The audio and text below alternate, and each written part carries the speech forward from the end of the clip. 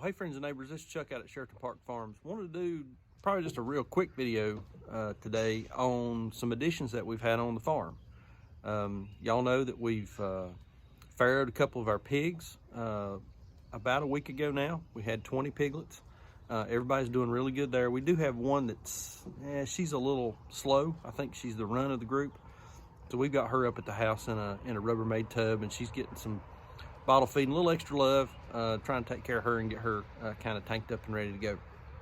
But, well, we've also gotten some new chickens. I think we got 60 new chicks yesterday, so they're in the brooder.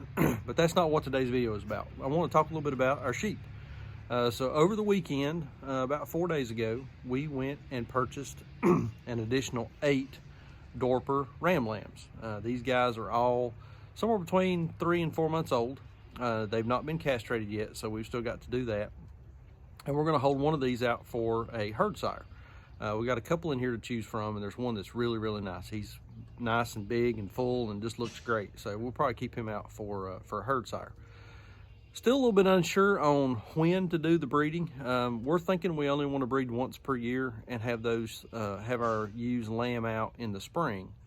But if anybody's got any experience with when you lamb during different times of the year, leave me a comment down below and tell me how you're doing that. I'd be real interested to hear how folks are doing their breeding and how you're deciding when to do that during the year. So again, leave me a comment down below and kind of tell me how you're doing. So let's take a look at these guys. I'll show you some of the training that we've got going on since they're new to our farm and getting them used to our program. But let's take a look at these Dorper Ram lambs. So first things first, what we're doing at night, we're putting these guys up in a stall in the barn. We keep plenty of water in here, plenty of hay. There's a hay bunk over here in the corner. We're keeping some hay for them. So at night, we're putting them in here just till they get used to the farm, kind of get used to our electric fence and what we do here. So keeping them up nice and safe at night, and they've got a warm place to sleep. Of course, we're end of April now, so temperature's really not an issue, but we're keeping them here in the dry at night, so they've got a good place to sleep. The next thing we're doing is we're bucket training these sheep. So I'm not a big fan of feeding a whole lot of grain. We will give a little bit of sweet feed just as a treat and also as a training tool. But what we're doing every morning, whenever we're opening up the sheep, and I should have caught some videos, some footage of that this morning.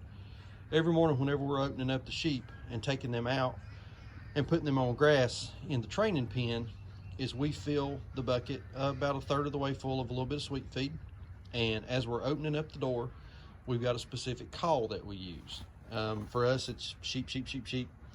For you, it may be something different, you know, maybe your mama's name, whatever you want to use as your call. But use a consistent call with the bucket.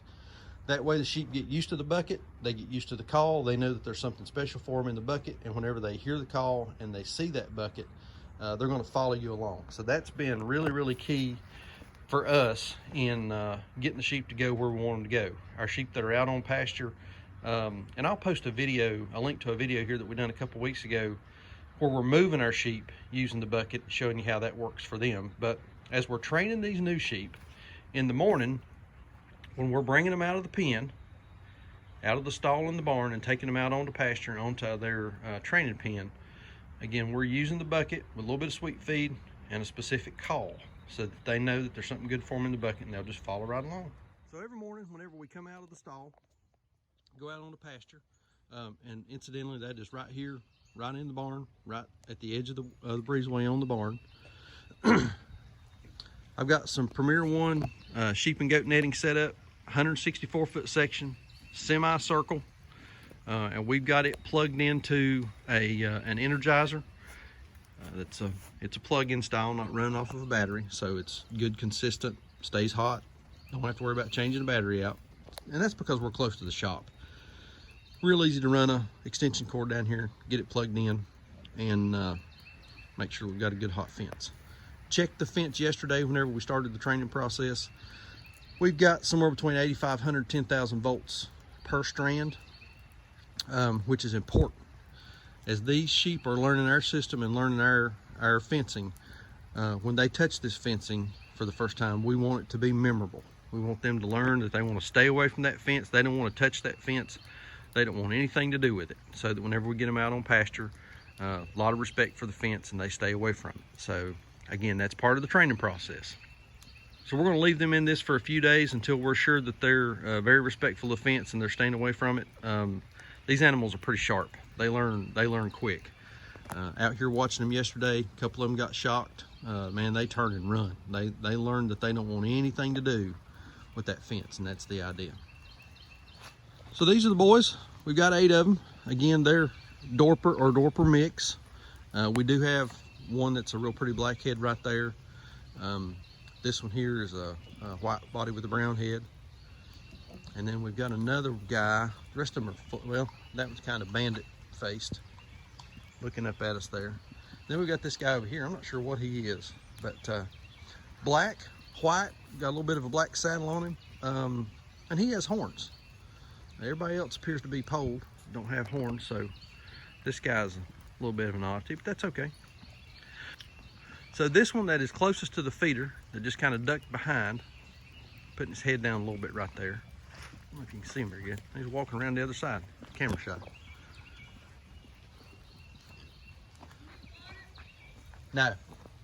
No, we're good. So the tallest one right there, he's kind of in the middle, looking down, just put his head down. I think that's probably going to be the one that we're going to save out for the herdsire. He has a black-headed mama and a black-headed daddy, but he turned out fully white. So expect that he's probably got some black-head genes in him, and we're probably going to keep him. He's nice, tall, thick, full. He just looks really, really good. He's got a great look about him. So that'll probably be the one that we'll keep out for the herdsire. But we're going to wait a few days, see how everybody does, see how they turn out, what they look like, and make a determination. So again, we got to make that decision. We got to castrate these guys, and then we're going to feed them out, and we'll process them once they, get about 11 months or 120 pounds, whichever comes first. The rate they're growing, I'm guessing that the 120 pounds is probably going to come way before we get to the year old. 120 pounds, we found that's typically a real good weight, get a good yield, still have good tender meat, a lot of flavor.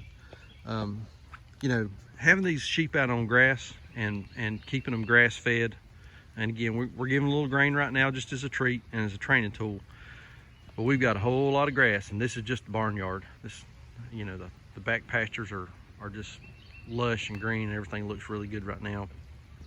The rest of the sheep herd's back there. But we keep these guys on grass, and we just think that the grass fed makes a huge difference in taste, quality of the meat. And again, it's an American product. A lot of lamb that you get in the grocery store is from New Zealand and Australia, so we're trying to provide an American product here. So that's our new sheep. Again, real quick video today. Wanted to just kind of let folks know that we're in the lamb business. Had to buy some.